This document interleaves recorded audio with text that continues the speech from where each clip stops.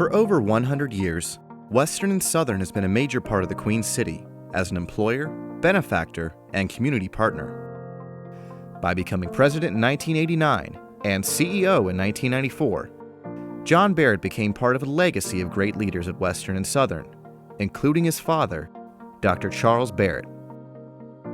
Since he took the CEO job, he has grown it beautifully, and I don't think people realize to what extent. You know, it's great to see Western Southern step up and sponsor some of the key events in our city, you know, whether it be the fireworks and certainly the tennis tournament and things like that. And to have a homegrown company run by a homegrown CEO taking care of the wonderful assets of Cincinnati is just extremely valuable. Since Barrett became president of the company in 1989, Western and Southern Financial Group has grown from a $5 billion Midwestern life insurance company into a highly respected national financial services enterprise with assets worth over $66 billion today. In addition, the company has given $38 million in sponsorships and philanthropic grants in the last 4 years alone. Western Southern, under John Barrett's leadership, has remained committed to our downtown, and they have thousands of jobs at stake, hundreds of millions of dollars that they invest. And like any company, they don't have to stay in Cincinnati. And John Barrett has made it his passion to be committed to being headquartered in Cincinnati, to staying headquartered in Cincinnati. And frankly, he does a lot of work to help us attract other headquarters to Cincinnati. Soon after its founding in 1888, Western and Southern opened its headquarters downtown in the historic Lytle Park district. But in the 1960s, the future of the park came into question as construction of what is now Interstate 71 cut heavily into the area. The entire neighborhood was threatened in the 1960s with the Northeast Expressway scheduled to go through. It would have completely demolished a number of important buildings and left an ugly channel or ditch exposed. Western and Southern paid to put a pad over the expressway so that the park was rebuilt on top of that, working with Councilman Charles Taft. Had we had a trench there, which would have been the normal way it would have been built, it would have been the end of downtown. The Taft Museum and the old American Bookbinding Building and the Polk would have all been on the other side of the interstate. It would have been a B area. But by covering that and preserving the park, it all worked out well. So we have really have a nice, neat neighborhood at this end of town. John Barrett and Western Southern were investing in downtown and over the Rhine before major holdings, before 3CDC was even created. So they were buying up distressed properties and then fixing them up before the rest of the business community came along. And so they were really pioneers in this, and not just in downtown, but in over the Rhine as well.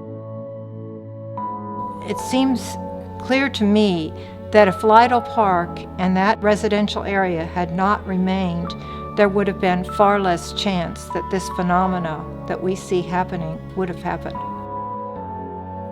After decades of prosperity, the future of downtown Cincinnati did not look favorable at the start of the 21st century. Political standstills, civil unrest, and growing competition, both from across the river and into the suburbs, meant fewer and fewer people were coming downtown, living downtown, and spending money downtown, shutting down a once thriving urban core. At the same time we were contemplating over the Rhine, we realized a couple of things had to be done. We had to have great jobs in Cincinnati, both on Pill Hill and downtown. And the research and the medical world and the universities up there are very important and bring in a lot of people. But to be an attractive and vibrant community that would bring people from other cities, other universities to us, you have to have a great city. And a great city typically starts with great buildings occupied by great tenants. And so we thought it's time to do this. Amidst our country's worst recession in 70 years, construction began in July 2008 on Barrett's most ambitious project yet, the Queen City Tower.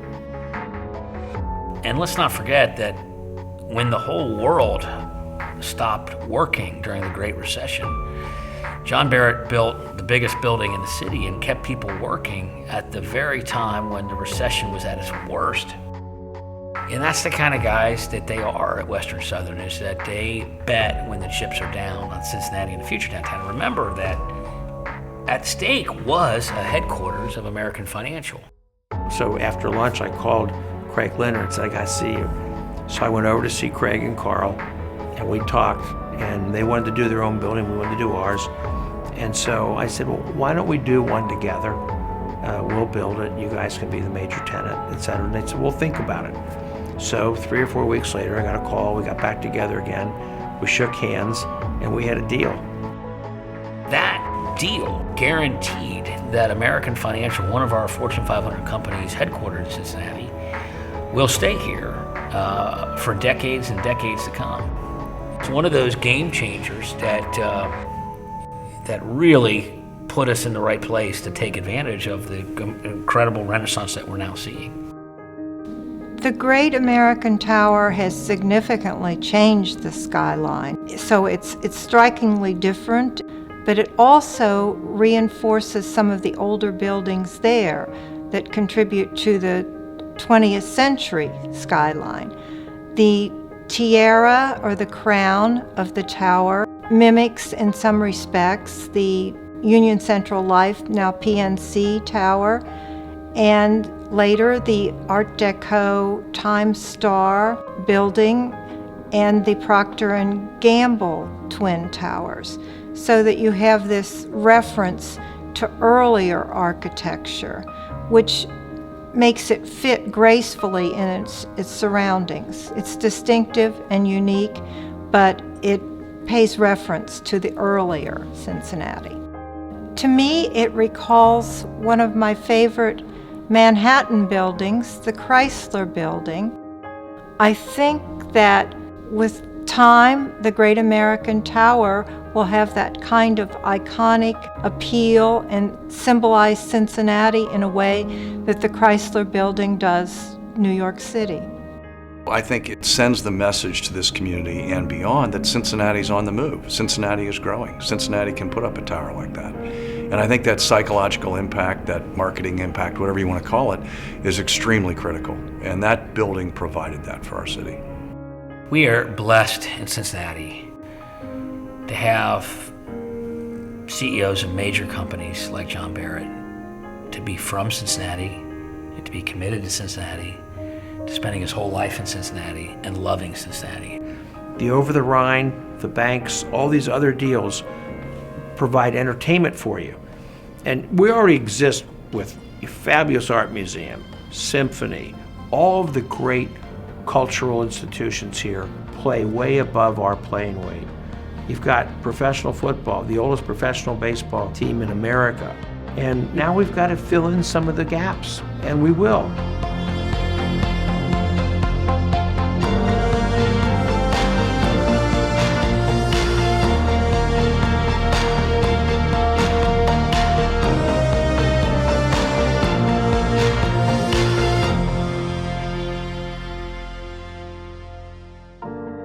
It's up to people who have positions like mine to step out of their corporate role and take on a leadership role in the community and do things that are above and beyond what a normal CEO's job would be.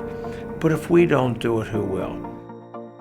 15 years ago, it was not uncommon to hear people say, well, I haven't been downtown in years, I'm not planning on going. I haven't heard that in a while.